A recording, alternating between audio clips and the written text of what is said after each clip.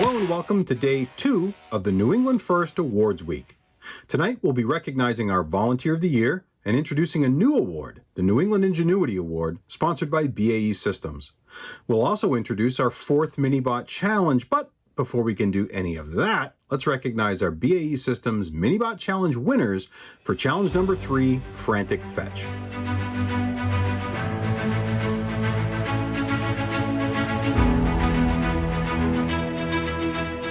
Thanks to everyone for participating in Frantic Fetch. We appreciate all the teams who took the time to develop solutions to the challenge. Thank you also to our event sponsors, BAE Systems, to Titleist for supplying the golf balls, and to Eversource, Turn 1 Graphics, and Historic Mapworks for providing the mats to our teams. For this challenge, we had 32 teams competing, 11 from Connecticut, 9 from Massachusetts, 8 from New Hampshire, and 4 from the great state of Maine. And now for some awards. The Judges Award recognizes a team whose solution to the challenge was unique or otherwise noteworthy. This team's solution may not be the fastest or have the most elegant code, but the judges felt that it solved the problem in a visibly creative way. For this challenge, the judges awarded 2 Judges Awards.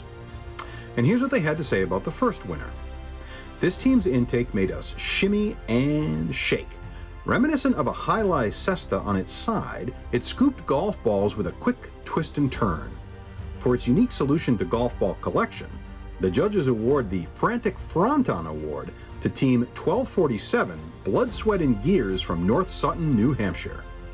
And here's what the judges had to say about our second winner. This team took this year's first Game Changers theme to the extreme.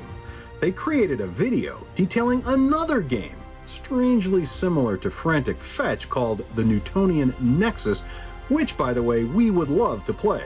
Pleasure to introduce to you the BAE Systems Minibot Challenge number 3, Frantic Fetch. Actually, James, let me introduce the teams, Newtonian Nexus.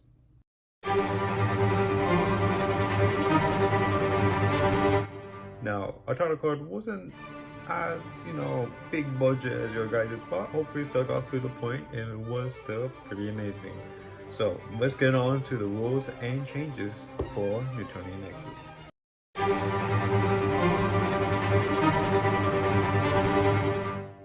Our first change has to do with the dreaded golf balls. On Team 178, we realized it would be vitally important to alter the look so that teams wouldn't be intimidated by these spherical monstrosities. So, we altered the look to be a friendlier and healthier apples. Instead of having batteries, teams will need to place trees instead, thus having a more natural look with the aforementioned change of the apple. The most prominent change is that Sir Isaac Newton must be represented on the team's Romibots. The goal of Newtonian Nexus will be to collect the 3 apples in order for Isaac Newton to theorize the 3 laws of physics. By doing this will enable teams to shave off a little bit of their runtime, so be sure to collect them. Teams will need to complete it exactly the same way as Frantic Fetch. Now, let's get on to the demo of how this all works out. Go.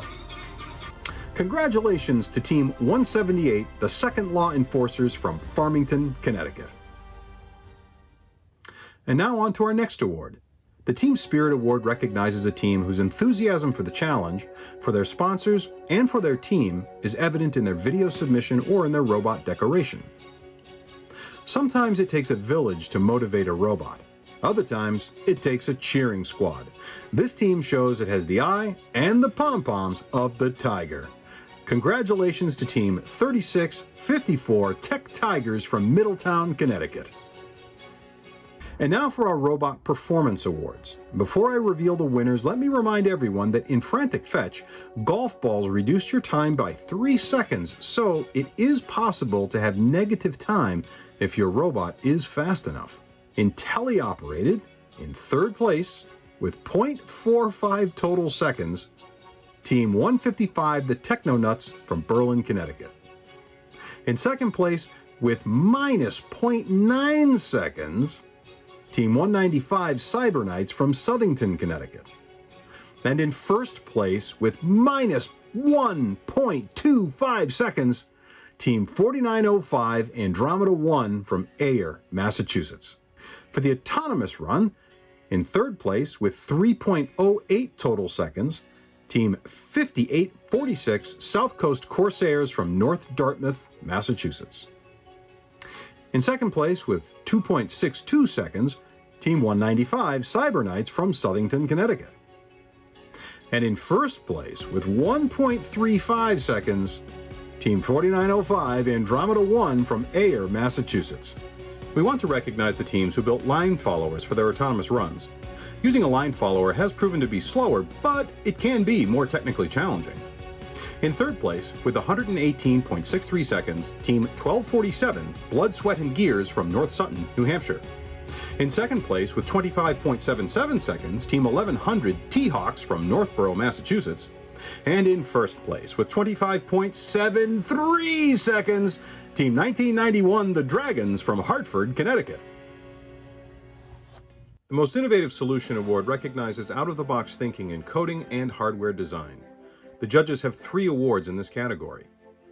This team advanced their engineering skills by completing a vision system to determine robot location with Aruco markers. While they couldn't fully integrate their complex vision application with their robot code before the deadline, the judges felt their technical approach was very innovative and laid the groundwork for future competitive excellence. The third Most Innovative Solution Award goes to Team 3461 Operation Peace Robotics from Bristol, Connecticut. This team demonstrated how to write maintainable and readable code. By creating an intake subsystem to control their mechanism, they were able to leverage many of the awesome tools included in the command framework, like parallel and sequential commands, to express their robot's behavior. Their code was anything but chaotic. The second Most Innovative Solution Award goes to Team 131 Chaos from Manchester, New Hampshire. This team successfully used vision markers to keep track of their position each time they pounced onto a ball. They used all of the tools in their software toolbox, building command sequences, visualizing the robot position on the dashboard, and communicating not only vision, but also time information over the network to determine what, where, and when. This team is at the top of the animal kingdom.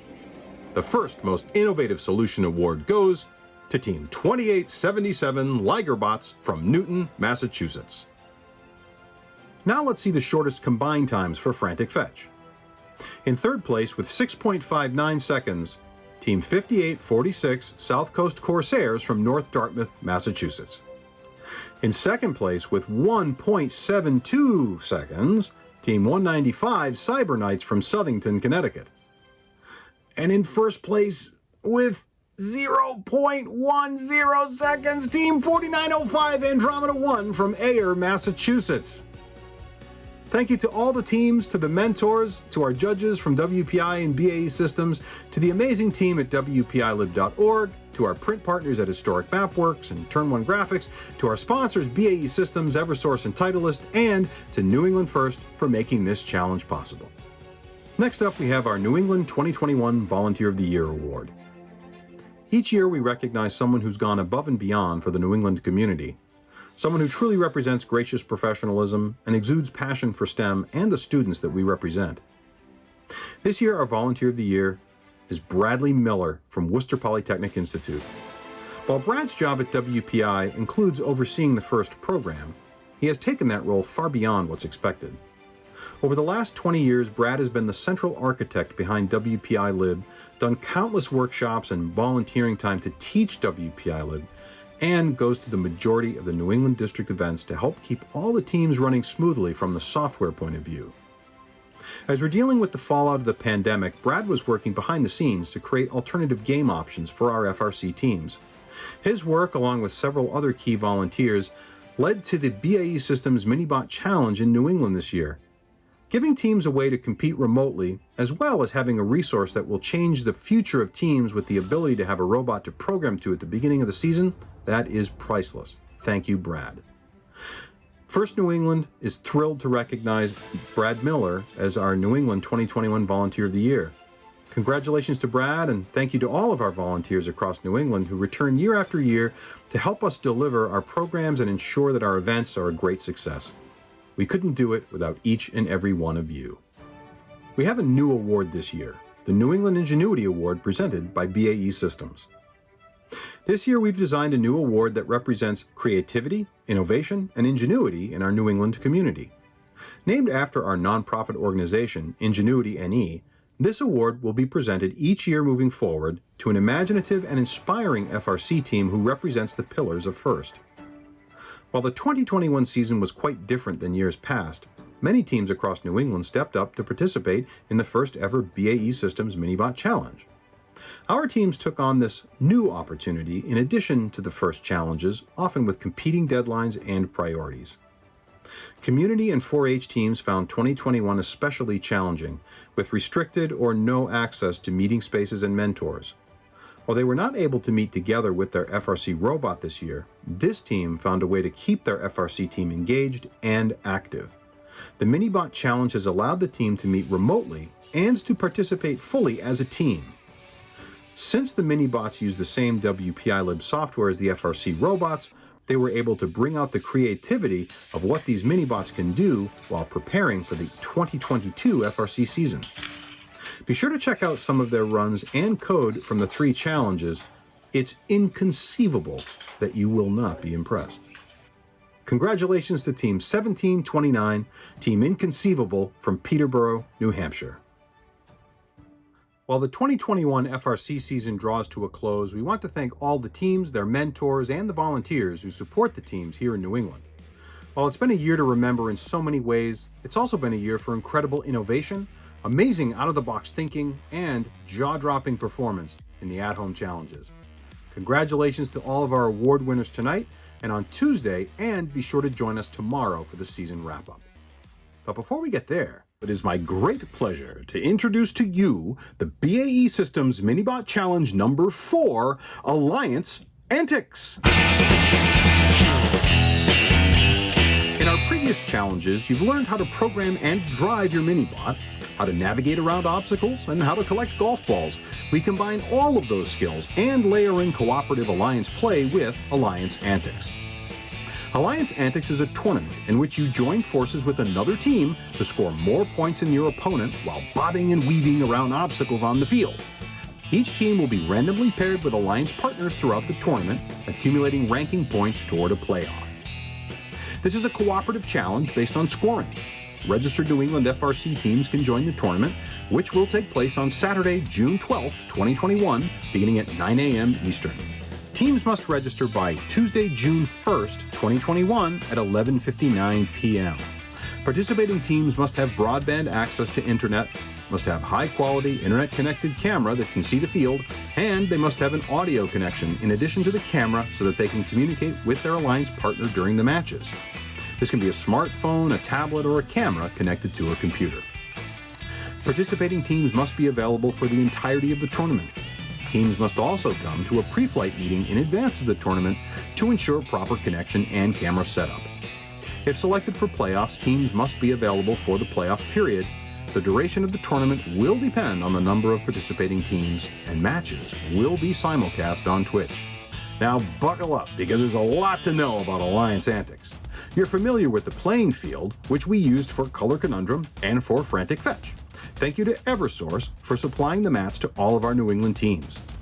We'll use the same playing field and we'll use the same battery layout as Frantic Fetch with one change. No battery on the gray star, so you'll need to cover all of the green dots with AA batteries before each match.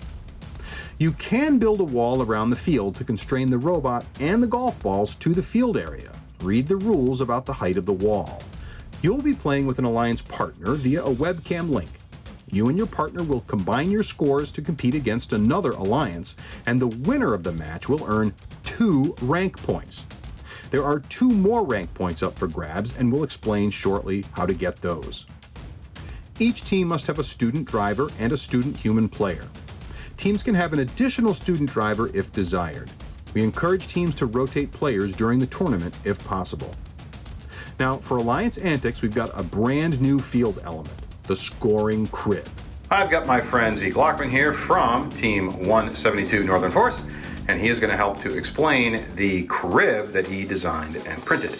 Now, before we get underway, we have to ask a few important questions. The first of those is, Zeke, have you divulged any of the secrets that we are about to discuss with anybody on Team 172 Northern Force? No. And secondly, are you participating in the BAE Systems Minibot Challenge as a member of Team 172 Northern Force? No. Excellent. Now, with that out of the way, let's learn a little bit about the crib, shall we? Alright, so with this crib, you'll notice that on the field there is a blue square over here and a yellow square over here. That's where the crib goes. So you put one crib here in the scoring zone, and you put one crib over here in the end game zone. Basically, the way this works is if you have a golf ball, you can easily roll it in there and it won't roll out. However, if it's rolling in there and it rolls maybe a little too fast, it could roll back out. So what does this look like? It looks like it could be made perhaps out of Legos or other materials, is that right?